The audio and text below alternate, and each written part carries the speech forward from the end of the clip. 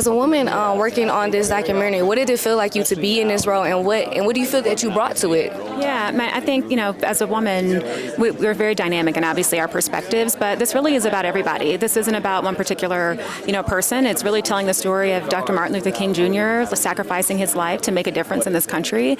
And that's why I feel like the timeliness of creating this film was something I just feel really proud to be a part of. Because, imagine being able to be a part of telling history that other people don't really know. Dr. King played basketball, right? And used that to build community. And so to be a part of the team that made this happen was really an honor.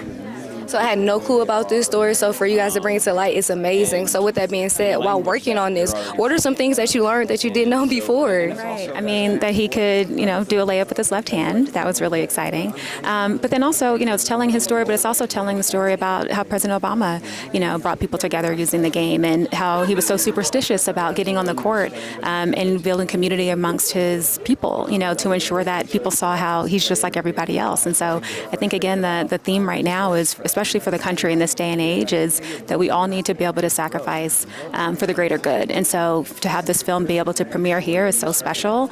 And so that's something that, I could never have imagined in my wildest dreams.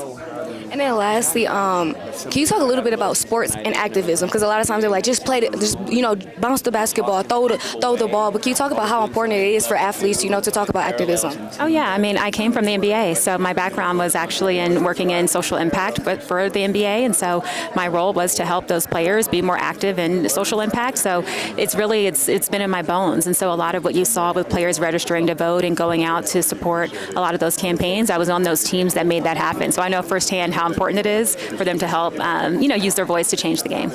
In the end, everything will be carved in stone.